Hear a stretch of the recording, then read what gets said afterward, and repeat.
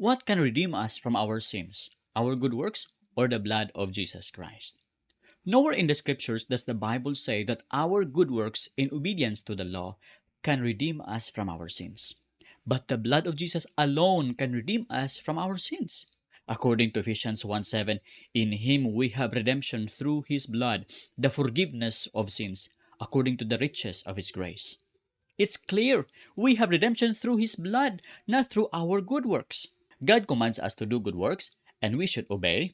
But when it comes to redemption from sins, good works are not qualified. They are not sufficient.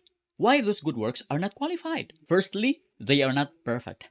In fact, they are just like filthy rags. Isaiah 64:6 states, "We have all become like one who is unclean, and all our righteous deeds are like polluted garment." This is because, as per James 2:10, "For whoever keeps the whole law but fails in one point has become guilty of all of it." If one commits even a single sin in their lifetime, all their good works become polluted. As stated in Isaiah 6, God is described as holy, holy, holy. So even a single sin makes one unacceptable to the holy, holy, holy God.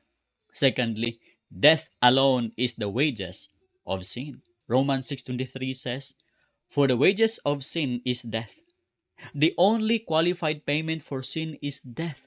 Sin is eternally offensive against a holy God, and only the death of a righteous, perfect man can pay for it. That's why the righteous Jesus shed his blood on the cross. He had to die to pay for our sins. He took our sins on the cross and paid it all. He had to shed his blood, for according to Hebrews 9:22, without the shedding of blood, there is no remission of sins. Thirdly, you may die to pay for your sins, but the death in the eternal hell, the second death.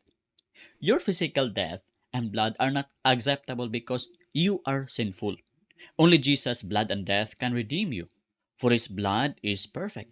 As First Peter 1:18-19 says, "Knowing that you were ransomed from the futile ways inherited from your forefathers, not with perishable things such as silver or gold, but with the precious blood of Christ, like that of a lamb without blemish or spot." Repent now, come to Jesus, ask for his mercy, and you will have it. For example, God forgave and redeemed the repentant tax collector.